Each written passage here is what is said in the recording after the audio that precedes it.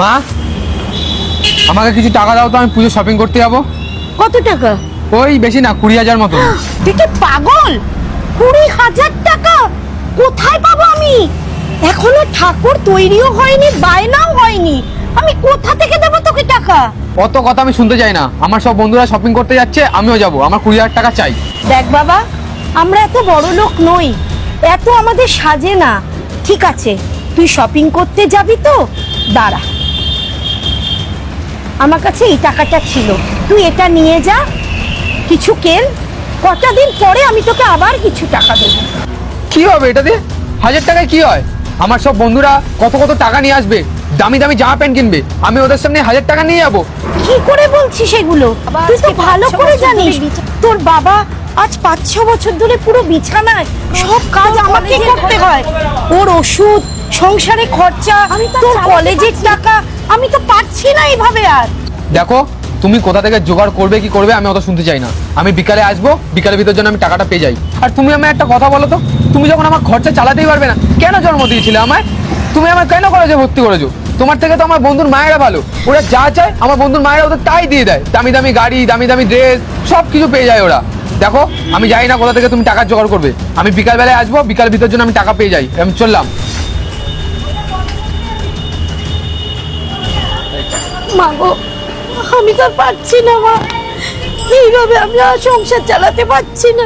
ছেলেটা জানো তাই আমাকে বলে চলে গেল, মা হয়ে আমি কি করে সহ্য করি বলো?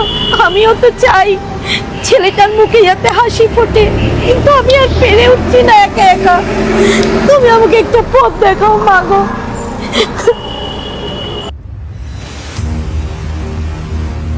বাহ, এই প্রতিমাটা তো দেখে মনে হচ্ছে ভালোই হবে। আচ্ছা মাসিমা, আপনার কি এই প্রতিমাটা কেউ বায়না করেছে? না মা। তাহলে একটা কাজ করুন, আপনি বরং এটা আমার জন্যই তৈরি করুন, আমি আজকেই আপনাকে অ্যাডভান্স করে দিচ্ছি। আজকেই? হ্যাঁ। আচ্ছা মাসিমা, আপনি কি কাঁদছেন? না না মা। আপনি আমাকে বলতে পারেন, আপনাকে তো দেখে মনে হচ্ছে আপনি অনেকক্ষণ ধরেই কান্নাকাটি করছেন। না না, ও কিছু না। ঠিক আছে, বাদ দিন, আমি আপনাকে টাকাটা দিয়ে দিচ্ছি। এই নিন টাকাটা। এই তো, তুমি টাকার ব্যবস্থা করে রেখেছো, যাক ভালোই হলো। এ কি, আপনি কে আর এভাবে ওনার হাত থেকে টাকাটা নিয়ে নিলেন? দেখুন, আপনাকে আমি কৈফিয়ত দেবো না। আমি কে? আমি আমার মায়ের কাছ থেকে টাকা নিয়েছি, সেটা আমার ব্যক্তিগত ব্যাপার। আর তার থেকেও বড় কথা, আপনি কে যে আমাকে কোশ্চেন করছেন? আমি কে সেটা আপনার পরে জানলেও চলবে, আপনি আগে বলুন তো এই টাকাগুলো নিয়ে আপনি কি করবেন? কি করবো মানে? জানেন না, 2 দিন পর পুজো, বন্ধুর সাথে ঘুরতে যাবো, শপিং করবো, খাবো, ফুর্তি করবো। কিন্তু আপনার লজ্জা করলো না? আপনার মার কষ্ট করে রোজগার করা টাকাটা আপনি এভাবে কেড়ে নিলেন, আর সেই টাকা দিয়ে আপনি বলছেন আপনি ফুর্তি করবেন। আপনার মা এত কষ্ট করে রোদের মধ্যে সারাদিন খেটেই প্রতিমা তৈরি করে, ক টাকায় বা প্রফিট থাকে বলুন তো? তারপরে আপনি এতগুলো টাকা দিয়ে নিজের শপিং, ফুর্তি, বন্ধু বান্ধব এইসব করে বেড়াচ্ছেন। একবার তো আপনার মার কথাটা আপনার ভাবা উচিত। আপনার মা এত কষ্ট করে পরিশ্রম করে প্রতিমা তৈরি করে, আপনি তো একটা ছেলে, কোথায় আপনি কাজ করে আপনার মায়ের পাশে দাঁড়াবেন সেটা না করে আপনি মায়ের টাকা দিয়ে ফুর্তি করছেন। এখন তো আমার মনে হচ্ছে ভাগ্যিস আমি ছেলে হয়ে জন্মগ্রহণ করি, তাহলে হয়তো আপনার মতোই তৈরি হতাম। আপনার মতো ছেলে থাকার থেকে না থাকা অনেক ভালো। দিদি, সত্যি তুমি আমার চোখটা খুলে দিলে, আমি আমার ভুলটা বুঝতে পেরেছি। মা, আমার ক্ষমা করে দিও মা, পারলে।